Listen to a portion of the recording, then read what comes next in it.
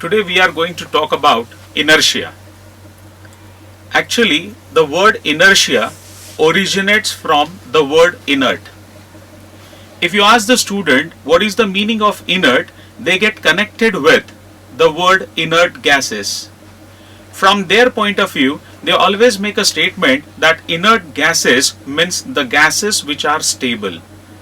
But the meaning of inert is never a stable, it is actually inactive. When we look at the word inactive, it is necessary for us to first understand what is activity, then only we can describe inactivity. If you go by the word inert or inertia in terms of objects, then the question arises that how non-living things can be inert. Activity is not associated with the non-living objects. If you want to understand the word inertia, you need to understand the meaning of word inert. Inert stands for inactive, but to understand activity, we need to then understand inertia, or then we can talk about inactivity. Non-living things are inactive. This itself is not a correct point. Newton mentions here that he had borrowed this word inert from a living kingdom and he is applying it to the non-living things. Inertia is inactive state.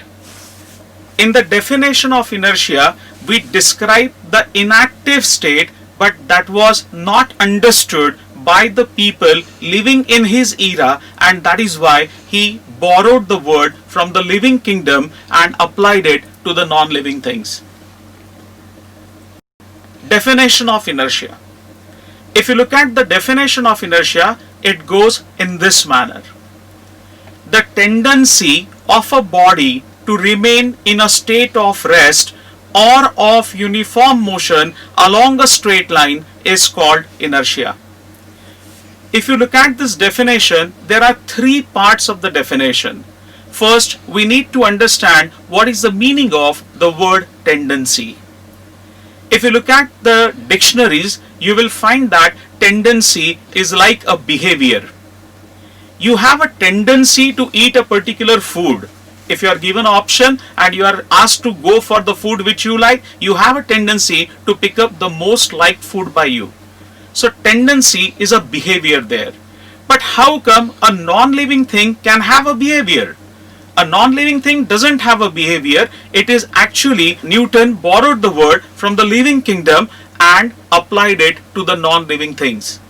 If you look at the second part, that is the state of rest, we need to understand logically what is the meaning of state of rest. We are mentioning here a state of rest. Let us try to understand what is the meaning of the word state of rest. When there is no change in position of the body, we say that the body is having state of rest. But according to the definition of displacement, you can say here that change in position is a displacement. So when we say that there is no change in position of the body, it means that there is no displacement. If there is no displacement, then what will be the velocity of the body? The velocity of the body will be equal to 0 because there is no displacement. We define velocity as the rate at which the displacement takes place. So velocity is again here 0. When you look at the velocity equal to 0, it means that the rate of change of velocity, which is acceleration, is also equal to 0. So when you describe the word state of rest, logically it means that acceleration is equal to 0. Now let us consider the third part of the definition, and that is of uniform motion along a straight line. Initially, when you look at the whole definition, the tendency of a body to remain in a state of rest or of uniform motion along a straight line, the two parts of the definition appears to us to be contradictory. When we talk of state of rest, it is one state. When we talk of state of uniform motion along a straight line, it appears to us to be different. Because we can understand from the words that state of rest is going to be different and state of uniform motion will be different. But it is not like that. The state of uniform motion and state of rest are logically the same thing. Let us try to understand what is state of uniform motion along a straight line. Now, if you look at the analytical part of it, you are having uniform motion, the first part there, along a straight line, that is the second part there. So when you look at uniform motion, the question should come to your mind, what do you mean by uniform motion? If you see here, uniform motion means you are covering equal distance in equal interval of time. So if you further analyze it, you will be able to see that it is having constant speed. So when I talk of uniform motion, we are looking at uniform speed. After that, you are having the words, as you are able to see here, it is a uniform motion along a straight line. So what is the meaning of along a straight line? Along a straight line tells you that the direction is remaining same. So when we look at along a straight line, we are working with direction of motion. That direction of motion remains the same. Now if you analyze it further, you will find that uniform speed is a magnitude of velocity. Its direction is along a straight line, so it is representing the direction of velocity. So when I combine these two things together, I get here that velocity vector is a constant. So when I say here that velocity vector is constant, it would mean that what would be the change in velocity vector? If you try to answer it, you will find that the change in velocity vector is representing null vector. It is similar to that of you are traveling in the direction of east with 5 meters per second and your speed is not changing and you are continuously traveling in the direction of east for an hour, then you will realize that what will be the change in velocity? The change in velocity will turn out to be 0. So in this case also, you are able to see that the change in velocity vector is a 0 vector, is a null vector, and therefore the rate of change of velocity again here for the second part turns out to be 0, that is acceleration is equal to 0. So if you look at the logical part of it, you will realize that acceleration equal to 0 is representing the state of inertia. Now this is the logic which a child must understand, a student must understand, because if he understands a situation whenever, wherever you are able to see the term acceleration is equal to 0, it represents the state of inertia. It also means that if the acceleration is not equal to 0, it is representing the state of non-inertia. So there are 5 different possibilities that we can work with. You will find that if a body is at rest, acceleration equal to 0, then it would have inertia. Second important thing, if you are having a body moving along a straight line with a constant speed, then again the body is having a state of inertia because acceleration equal to 0. Whereas if you are having a body starting from rest and is moving along a straight line and the speed of the body is continuously increasing, then acceleration is not equal to 0, so body is having a state of non-inertia. On the other hand, if you look at the motion of moon around the earth, then you will find that moon takes 28 days to complete one revolution around the earth. The time period of motion of the moon is a constant. So the speed of the moon around the earth is constant. It would mean that it is having uniform motion. But this uniform motion is not taking place along a straight line. And that is the reason why we say that even when the moon is performing uniform motion, it is having no state of inertia. It is a non-inertial state that we are looking at. So whenever you are coming across acceleration not equal to 0, it would mean that it is having a state of no inertia. Consider another situation. You may have a stone tied to the string and you are whirling the stone in a circular path. The speed may be constant or may not be constant, but still you will have acceleration not equal to 0, indicating that it is a case of no inertia. You are traveling in a lift, moving upward or downward with a variable velocity, then it is not having a state of inertia. So when to say that it is having a state of inertia? Whenever you are able to see that the body is having acceleration equal to 0, it would mean that it is having inertia. If there is no acceleration, then it is having inertia. If there is acceleration, then there is no inertia. Now let's take the example of inertia that is described in the books. You are having a tumbler. Over a tumbler, you are putting a cardboard, and over a cardboard you are placing a coin.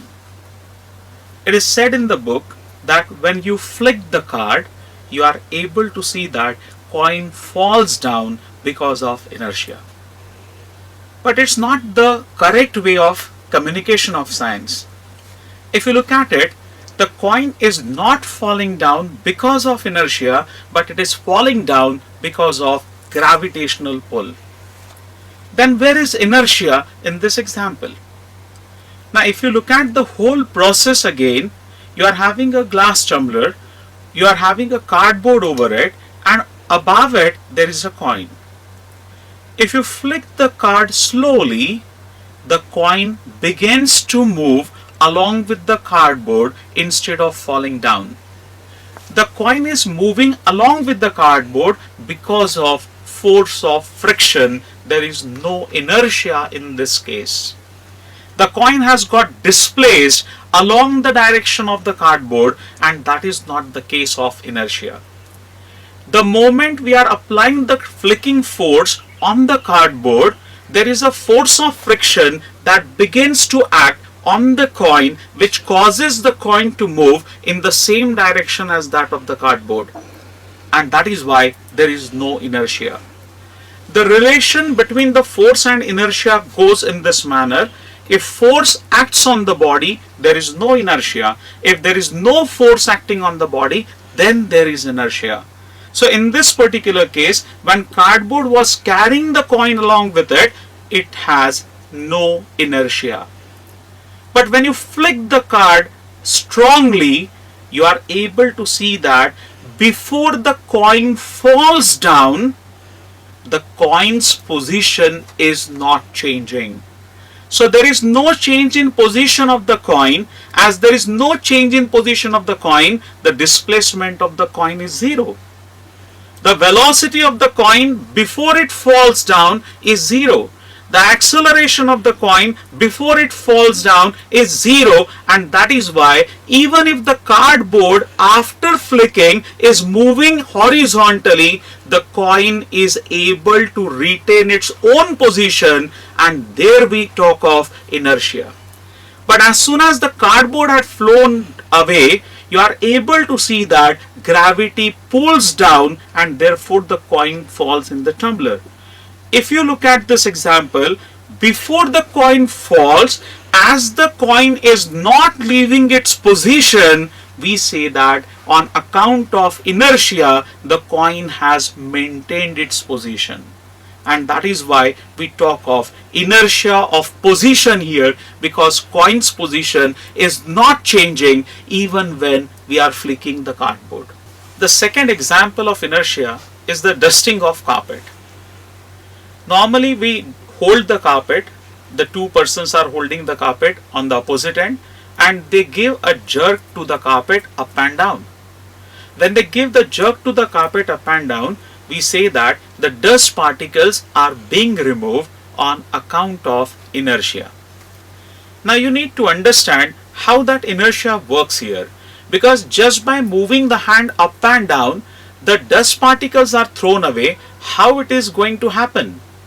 So actually what is happening here, when we are making the bedsheet or the carpet move up, the dust particles also begin to move up along with the carpet. And before the dust particle are in a state of motion in upward direction, we are pulling the carpet down. And when we pull the carpet down, the dust particle, which has got the uniform motion to move up along a straight line, has got acceleration equal to 0 in an upward direction, but we are pulling the carpet down, and that is the reason the dust particle and carpet are getting separated. This is how we can look at the word inertia. Third example. Consider that you are having a bottle containing sauce, and you want the bottle, the sauce, to be onto the plate. You have to give a jerk to the bottle.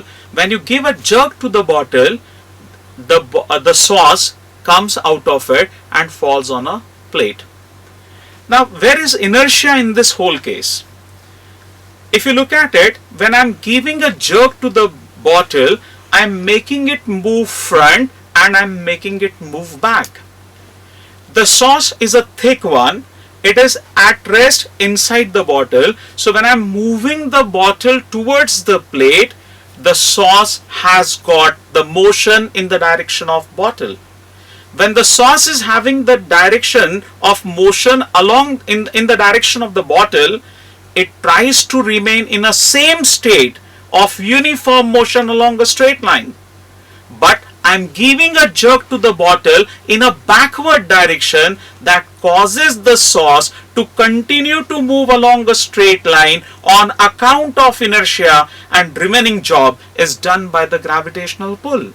This is how we can explain inertia in case of a sauce bottle. Consider a third situation. In physics, we are having here oscillation. In case of oscillation, we take a simple example that we are having a spring connected to a rigid support. We are having a spring there and there is a block. When we hold the block and displace it away from its equilibrium position, it begins to travel to and fro along the straight line path, showing us linear simple harmonic motion. Now, if you observe that motion properly, you will find that when the block is moving to the extreme position, it comes momentarily to the rest.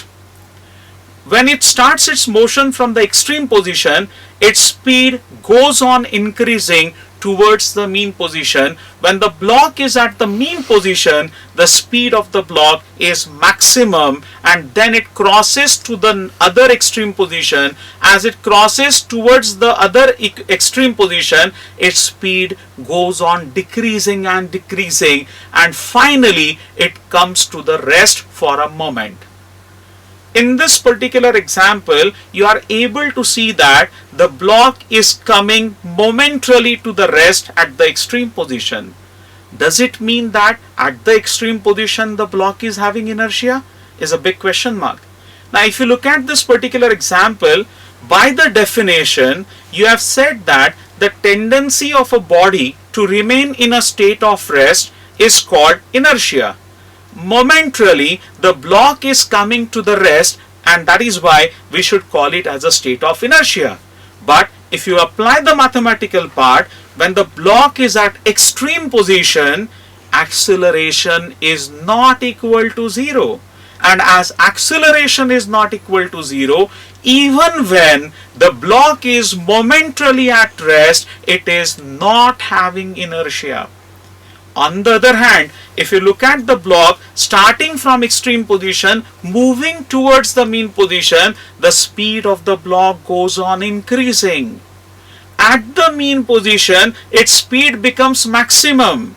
So if you go by the word acceleration from extreme position to the mean position, I can say here the body is getting accelerated because speed is continuously increasing along a straight line. But when the block is at mean position and it is having a state of uniform motion, it has got inertia, because when the block is at mean position, its acceleration is equal to 0. If acceleration is equal to 0, it is having state of inertia. Now that is the reason when we say that if I am stretching the block from equilibrium position to the extreme position, the block when released should come to the rest at mean position, but it is not coming to the rest at mean position. It continues to move on to the other side on account of inertia, even though its speed is maximum. At that mean position, acceleration is zero. That is why we call it as a state of inertia. Consider the fourth example. You are throwing a ball vertically up.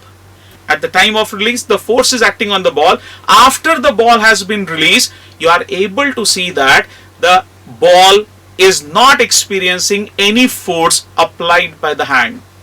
The ball begins to move up.